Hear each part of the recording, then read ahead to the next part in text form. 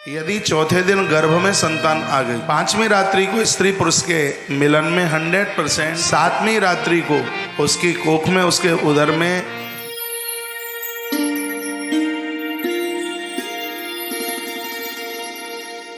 सूर्य महाराज ने कहा है, ऋषियों ने सुना है कि नारी के ऋतुमती काल की बड़ी महिमा है। अच्छे और खराब संतान का पूरा जीवन और भविष्य इसके ऊपर जुड़ा हुआ है। बहुत बातें ऐसी हैं कि संकोच लगता है बोलने में, फिर भी बोलना पड़ता है। आइए, कुछ ऐसा ही चैप्टर है।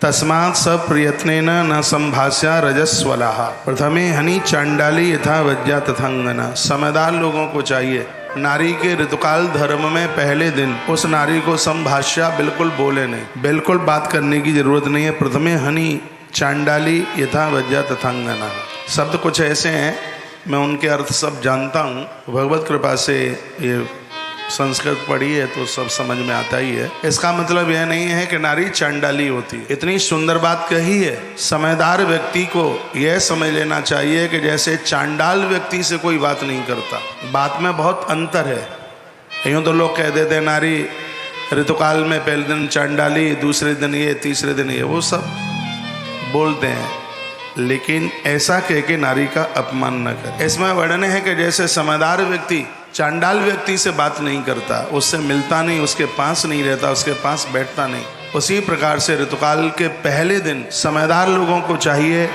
कि नारी के ऋतुकाल के पहले दिन उसे ऐसे बात ना करें जैसे समझदार व्यक्ति किसी चांडाल से बात नहीं करता। यहाँ तो यह वर्णन है कि नारी नारी आपस में भी संभाष्य वार्ता ना करे। पहला दिन उसका इस प्रकार से है, प्रथमे हन चांडाली यथा वज्या तथांगना। समझदार लोगों को चाहिए उस नारी को अकेले में रहने दें, उससे बिल्कुल बात ना करें। द्वितीय हन विप्राई यथा वही ब्रह्मघातिनी। जैसे कोई व्यक्ति किसी ब्राह्मण को मार डाले तो उसे ब्रह्मघाती कहते हैं। जैसे ब्राह्मण की हत्या करने वाले व्यक्ति से कभी बात नहीं कोई करता, उसी प्रकार से नारी के ऋतुकाल के दूसरे दिन भी ऐसा ही समझ करके बात न की जाए। उसे अकेले में रहने दें, उससे बिल्कुल वार्ता न कर। देखो, मेरी बात तो इसलिए गलत नहीं हो सकती कि क्योंकि यह सगरी बातें पुराण की प्रमाणित है। पूर्व काल में ये सब ऐसा होता, लोग इन सब मान मर्यादाओं का पालन करते थे। अब तो सिर्फ 4 से 7 ही दिन देखे जाते हैं। सतयुग के आरंभ में ऋतुकाल धर्म को 15 दिन का माना जाता है, ऐसा इसी ग्रंथ में वर्णन। प्रथमे हन चांडाली यथा वज्या तथांगना, द्वितीय हन विप्राई यथा ब्रह्महस्त घातिनी। जैसे ब्रह्मघाती से नहीं मिला जाता, उसी प्रकार से नारी को ऋतुकाल के दूसरे दिन ऐसे ही नहीं मिलना चाहिए। तृतीय है तद्रेन, चतुर्थे हनि सुब्रता। तत्पश्चात तीसरा और चौथा दिन भी, चौथे दिन में नारी स्नान करके अपने परिवार के लिए भोजन पानी रसोई में जाने का उसको अधिकार मिल गया है। लेकिन सूत शौनक ऋषियों को कहते हैं, स्त्री पुरुष के मिलन पर यदि चौथे दिन गर्भ में संतान आ गई, एक तो वो कम उम्र वाली औलाद होगी, भ्रष्ट, चरित्रहीन, बिगड़ी हुई, गिरी हुई और परिवार और समाज को समाप्त करने वाली औलाद होगी। यदि नारी के ऋतुकाल के चतुर्थ रात्रि में यदि संतान गर्भ में आ गई, सूर्य यही कथा भगवान महादेव नंदी को सुनाई। कहा कि तुमने पूछ लिया है कि यह संतान भगवान का भजन यजन इतनी पारमार्थिक क्यों नहीं बन पाती। तो इसमें एक बहुत बड़ा कुछ हिस्सा है, जवाब देना है, वो माता पिता का है। माता पिता की गलती की वजह से संतान इन मुसीबतों को, इन परेशानियों को भोगती है। देखो, वही बात यहाँ बोली जा रही है। कहा जा रहा है, स्नात्पाद मांसांत आत्मशुद्धा तथा शुद्धिर भविष्यति। मैंने एक दिन बोला है, नारी को पूर्ण शुद्धि 7वें दिन मिलती है। 7वें दिन सूर्य भगवान को दर्शन करके उन्हें अर्घ्य देकर और उसके तत्पश्चात वह भगवान को प्रणाम करती है, वंदन करती है। रसोई में जब वह भोजन बनाती है तो भगवान का भोग लगाने के लायक वह 7वें दिन होती है। आसुडा सातित स्त्रीणाम मूत्रवक्षा सस्तमिष्यते। इसमें बड़ी कुछ बातें बताई गई हैं।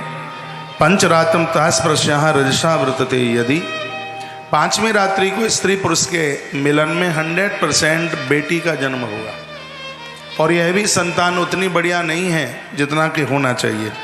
सा विशद सावूर्तम रसा पूर्वोत्तमा स्नाने शौचम तथा गानम रोदनम हसनम तथा। इसमें वर्णन किया गया है नारी को चाहिए कि 6वें 7वें दिन तक रुदन ना करे, हंसे नहीं, नृत्य ना करे, 7 दिन से पहले वह किसी उत्सव में प्रवेश ना करे, यह वर्णन किया गया है। इसमें लिखा है कि स्त्री पुरुष के मिलन में 7वीं रात्रि को उसकी कोख में, उसके उदर में बेटी का आगमन होता है। 100% कन्या होती है, और वो कन्या ऐसी होती है जो पातिव्रत धर्म का निर्वहन करने वाली होती है। वो कन्या ऐसी होती है जिसका कन्यादान करने का सौभाग्य, शंकर कहते हैं, माता पिता को सौभाग्य प्राप्त होता है। 1000 अश्वमेध यज्ञ करने से भी उतना पुण्य नहीं मिलता जितना कि एक कन्या के कन्यादान करने से जितना पुण्य प्राप्त होता है। लेकिन वो माता पिता बहुत बड़भागी हैं, भाग्यशाली हैं, जिनको एक शास्त्रोक्त विधि से, सनातन परंपरा के अनुसार उसको अपनी बेटी का कन्यादान करने का मौका मिले। ये मिलता नहीं है। इसमें तो वर्णन है नंदी, कलयुग में तो ये बहुत ज़्यादा मुश्किल हो जाएगा। तुमने मुझे पूछा है कि बच्चे धार्मिक क्यों नहीं बनते, ईश्वरीय सत्ता के साथ क्यों नहीं जुड़ पाते, तो उसमें एक माता पिता का श्रेय है। 7वें दिन उदर में आने वाली कन्या, इससे पहले संतान पेट में आई है। 6वें दिन, ऋतुकाल के 6वें दिन स्त्री पुरुष के मिलन में गर्भ में पुत्र ही आता है, ऐसा ग्रंथ में वर्णन है। यानी जो सम संख्या है वो पुत्र के लिए है, और विषम संख्या है वो बेटी के लिए है। तो 6वें दिन बेटा आता है, लेकिन वो परिवार के लिए, खानदान के लिए उतना शुभ नहीं है, जो कि 7वें दिन से फिर आगे के दिन है। एक बात को वर्णन किया, पंचरात्रम तास्पृश्य रसाव्रतते, यदि 5वें दिन भी कन्या का ही जन्म होता है। स्नाने शौचम तथा गानम रोदनम हसनम तथा। देखो इसमें लिखा हुआ है नारी को चाहिए गान, हसन, नृत्य इन दिनों में न हो। स्नान व्यंजनम, उसके लिए वर्णन किया गया, देवताओं के लिए पूर्व में वो व्यंजन नहीं बना सकती। देवा स्वप्नम विशेषण तथा वही दंत धावनम, मैथुनम, मानसम, वाचिकम, देवता अर्चनम, ये सब चीज़ों को निषेध बताया गया है। और उसके तत्पश्चात बर्ये सर्वयत्नेन नमस्कारम रजस्वलाः। ऋतुकाल धर्म में नारी को, देवताओं को सामने पहुँच के प्रणाम, गुरुजनों को प्रणाम करने के लिए भी मना किया है। रजस्वलांगना स्पर्श भावे च सरसस्वला। ऋतुकाल धर्म में यदि नारी को किसी ने छुआ है, उसने जितना भी पुण्य सत्कर्म किया होगा सब क्षीण हो जाएगा, समाप्त हो जाएगा। ऋतुकाल के दिनों में यदि संतान गर्भ में आ गई है, वर्णन है चांडाल आकर के जन्म लेगा, धरती को कोरेद करके फेंक देगा, इतना परेशान करने वाला होगा। यदि 1 से 4 दिन के बीच में यदि नारी के गर्भ में संतान चल करके आती है, तो उसके लिए श्रम त्याग चाहिए वस्त्राणाम। इसमें वर्णन है कि 4 दिन के बीच में तो कोई दूसरी भी नारी उस स्त्री को वस्त्र नहीं दे सकती, सामने रख सकती है, भोजन सामने खड़े होके नहीं दे सकती, उसके लिए रख सकती है। स्नात पुरुषम नारी न स्पृशत तो रजस्वलाः। समझदार व्यक्ति को चाहिए कि 4 दिन तो उसे नारी से बहुत बच करके रहना चाहिए। चतुर्थ्याम स्त्री न गम्या तो गंतव्या आयु प्रसूयने, अल्पायु प्रसूयने। 4 दिन के बीच में आने वाली जो संतान है, चाहे वो बेटी हो और चाहे वो बेटा, वो अल्पायु वाले होंगे, कम उम्र जीने वाले होंगे। विद्याहीनम, उनके पास विद्या नाम की तो चीज ही नहीं होगी, चिड़चिड़ापन स्वभाव होगा। व्रत भ्रष्टम, वो लोग कोई व्रत करने वाले नहीं होंगे, उनसे व्रत नहीं होगा। पतितम परदारिकम, इसमें वर्णन है कि परदारा नारी को भी छूने का जितना अपराध नहीं है, पराई नारी को छूने का बहुत बड़ा अपराध है। ये पाप नहीं है, पाप का बाप है। लेकिन इसमें एक बात और वर्णन की गया है कि ऋतुकाल में स्त्री पुरुष का जो मिलन है, ये दोनों के लिए उससे भी ज़्यादा घातक है।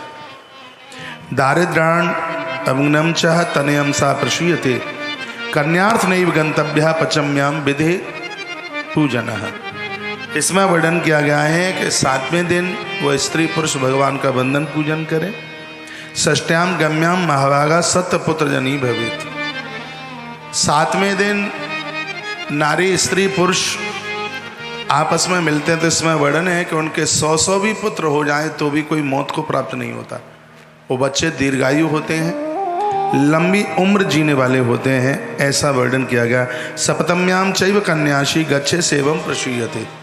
7वें दिन 100% सप्तम्याम चैव कन्यार्थी, कन्या की ही प्राप्ति होती है। अष्टम्याम सर्व संपन्नम तनयम संप्रसूयते। 8वें दिन तनयम, तनयम कहते हैं बेटा। स्त्री पुरुष के मिलन में 8वें दिन पुत्र का जन्म होता है और पुत्र भी बड़ा सजग्र और बड़ा समझदार होता है। नवम्याम दार कामार्थम दशम्याम पंडितो भवेत। वर्णन क्या है? 9वें दिन स्त्री पुरुष का मिलन बेटी को जन्म देता है। 10व्याम पंडितो भवेत। 10वें दिन स्त्री पुरुष के मिलने पर गर्भ में संतान आती है, वो पुत्र होता है और महान पंडित होता है। इसमें वर्णन है कि बहुत समझदार होता है। दशम्याम पंडितो भवेत। ये इतनी अद्भुत बातें कही गई हैं, स्त्री पुरुष को समझने वाले लोग अपने जीवन में गलती नहीं कर पाएंगे। एक किसान फसल उगाता है, काम करता है, पहले से बड़ी तैयारियां करता है। ग्रंथ में लिखा है कि बच्चों को जन्म देने से पहले स्त्री पुरुष 10 महीने पहले से एक बार भोजन लें, जमीन में सोएं। नारी रात्रि को मुक्त केसों से, खुले केसों से न सोए। इन सब बातों का वर्णन किया है। नवम्याम दार के आयार्थी 9वें दिन स्त्री पुरुष का मिलन अद्भुत बेटी को जन्म देता है। ऐसी बेटी ईश्वर जिसके बस में हो जाए। 10व्याम पंडितो भवेत। भगवान शंकर की कथा है, भगवान महादेव नंदी को सुना रहे। 10व्याम पंडितो भवेत। स्त्री पुरुष का सहवास मिलन 10वां दिन महान पंडितमय पुत्र यानी समझदार, ज्ञानी, पढ़ा लिखा, होशियार, ब्रह्म विद्या का समझदार, ऐसे बेटे को जन्म देता है। और उसके तत्पश्चात फिर वर्णन किया एकादश्याम तथा नारी जनेसन सर्प पूर्ववत। 11वें दिन जैसे 10वें दिन का बेटा बहुत ज़्यादा शुभ है, 11वें दिन की बेटी बहुत ज़्यादा शुभ है। कन्या एकादश दिन 11वां ऋतुकाल का 11वां दिन हो। स्त्री पुरुष के मिलन में उधर में आने वाली बेटी कन्या साक्षात भगवती रूप है, साक्षात लक्ष्मी चल करके आ रही है। पुत्री पवित्र किए कुल दो। ग्रंथ में लिखा है कि बेटी दोनों कुलों को पवित्र करती है। वो बेटी यही है, सावित्री जैसी, जो काल के गाल में से अपने पति को जिंदा लेकर के आ जाती है। इसमें वर्णन है ऐसी बेटी 11वें दिन माँ के उदर में आई है। स्त्री पुरुष के संबंध में उसका कभी मांग का सिंदूर छिन्न भिन्न नहीं होता। उसके पति की दीर्घायु होती है, लंबी आयु होती है। वह बेटी एकादश 11वें दिन में माँ के गर्भ में आई है। एकादश्याम तथा नारी जनित शैव पूर्वव्रत। तो 11वें दिन बेटी की इच्छा को रखने वाले लोग स्त्री पुरुष ऋतुकाल के 11वें दिन दोनों के मिलन पर अद्भुत कन्या का जन्म होता है। द्वादश्याम धर्म तत्वज्ञम। 12वें दिन यदि गर्भ में संतान आई है 100% पुत्र होगा। स्रोतस्मार्थ विवर्तकम, वो अपने धर्म को बढ़ाने वाला होगा, बहुत धार्मिक होगा, धर्म तत्व ईश्वर को जानने वाला होगा। इसमें तो वर्णन किया गया है कि द्वादश वाले दिन 12वें दिन गर्भ में जो संतान आई है और ऐसा बेटा धरती पर आके जन्म लेता है। 11वें दिन की कन्या धरती पर आकर के जन्म लेती है। निर्गुण ईश्वर सगुण बनकर उन बच्चों के सामने आके खड़ा हो जाता है। अब देखिए संतान को जन्म देने में माता पिता की कितनी विलक्षणता है। यदि मैं गलत बोल रहा हूं तो मेरी कोई बात काट के बताए। ये बातें प्रमाणित हैं और आज तो निशाचर में जीवन जिया जा रहा है, इसलिए कुकर मुत्ते जन्म ले रहे हैं, औलाद तो हो ही कहाँ रही है। आदमी भोगी हो गया, वासना ग्रसित। वासना के अलावा उन्होंने तो पत्नी को वासना का खिलौना समझ रखा है। वो ज़्यादा पूजा पाठ करती है तो ये लड़ने को तैयार हो जाते हैं। तुझे इतना ही पूजा पाठ करना था तो तूने विवाह क्यों किया, मीराबाई बन जाती। ऐसा ही बोलता है। अच्छी संतान को जन्म देने के लिए माता पिता का एक बहुत बड़ा हाथ है उसमें। क्या सुंदर बात कही है। 11वें दिन कन्या पेट में आती है 12वें दिन यदि बेटा आता है, ऐसी संतान धरती पर आके जन्म लेती है, ईश्वर निर्गुण से सगुण बन करके उन्हें दर्शन दे देता है, धरती पर उनके लिए प्रकट हो जाता है। और वह लोग धर्म तत्वज्ञम, वो धर्म को जानने वाले होते हैं, वो पूरी दुनिया को धर्म से जोड़ने वाले होते हैं। ये बात कही। एक बात लिखने के लायक है, त्रयोदश्याम जड़ाम नारी सर्व संकर कारिणी। इसमें वर्णन है, भले ही वंश निर्वंश रह जाए, ऋतुकाल के 13वें दिन स्त्री पुरुष का संबंध न हो, क्योंकि 13वें दिन गर्भ में आने वाली संतान गांव खलियान सब को जला जलू करके नाश कर दे, खत्म कर दे। आप जा रहे हैं? ठीक है, भोजन ले लिए, रास्ते के लिए रख लेते, सफर लंबा है, ठीक है। 13वें दिन दीदी इनकी बिटिया वहां रहती है दुबई में। 13वें दिन गर्भ में आने वाली संतान जन्म भी ले लें तो आत्महत्या करके मर जाए, फांसी लगा लें, सल्फास खा लें, लोगों को उजाड़ दें, खत्म कर दें। 13वें दिन की औलाद इतनी ज्यादा घृणित है, ये समझ लो। स्त्री पुरुष के लिए ऋतुकाल से 13वां दिन एक मौत की तरह है, मृत्यु की तरह है। 13वें दिन उनका सहवास एक उल्टा औलाद को जन्म दे देता है। त्रयोदश्याम जड़ाम, जड़ होते हैं, मूर्ख होते हैं, वो दिमाग से पागल भी हो सकते हैं, उनका ब्रेन काम ना करे, वो ऐसे भी होते हैं, गूंगे बहरे भी हो सकते हैं, अपांग विकलांग भी हो सकते हैं, पूरा जीवन चारपाई पर पड़े असाध्य रोगी हो सकते हैं। वो असाध्य रोग जिसमें शरीर जकड़ गया, खड़ा ही नहीं होता। ये 13वां दिन है स्त्री पुरुष के संग का, तो इससे बचें। जनित्यंगनायुष्मान गच्छेत सर्वयत्नता चतुर्दश्यां मिथा गच्छेत सा पुत्र जननी भवेत। 14वें दिन की जो संतान है, इसको जन्म देने वाली नारी प्रकृति की ऋणी हो जाती है। 14वें दिन गर्भ में संतान आने वाला पुत्र ही आता है, क्योंकि विषम संख्या है, पूरी प्रकृति उसकी ऋणी हो जाती है। रामायण में एक चौपाई लिखी है, पुत्रवती जुवती जग सोई, रघुवर भगत जास सुत होई। जहां माता ने कहा था धरती पर वही माता पुत्रवान है जिसका बेटा भगवान का भक्त बने। और सत्य तो यही है कि 14वें दिन गर्भ में आने वाली संतान एक क्षण के लिए भी वो ईश्वर के बिना नहीं रह सकती। पुत्र जननी भवेत, सच में वह मां कहलाने की अधिकारिणी हो जाती है। ऐसा बालक पूरी सृष्टि का कल्याण कर देता है, उसका जीवन दूसरों के लिए होता है। वो ऋतुकाल का 14वां दिन है। वो उसके तत्पश्चात लास्ट 15वें दिन में है कन्या, और उसके बाद में फिर जैसा कि ग्रंथ वर्णन करता है, फिर संतान का जन्म नहीं होता। फिर आगे के ऋतुकाल में फिर उसी स्थिति का वर्णन किया गया है। पंचदश्याम च धर्मिष्ठा, हाँ 16 दिन तक है। पंचदश्याम च धर्मिष्ठा षोडश्याम ज्ञान पारगा, स्त्रीणाम वै मैथुने काले वाम पार्श्व प्रभंजन। भगवान शंकर कहते हैं, हे नंदी, यदि माता पिता ध्यान दे दें बच्चों के लिए, बच्चों का उत्कर्ष करें, उनको समय दें, तो बच्चे निश्चित रूप से वह मेरे भक्त बन जाएंगे।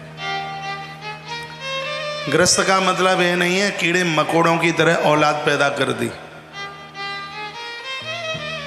कुंती माता के 5 बहुत हैं, गांधारी के 100 की जरूरत बिल्कुल नहीं है। बेटा एक बहुत है, श्रवण कुमार जैसा हो, एक बहुत है। एक बहुत है, महाराणा प्रताप जैसा हो,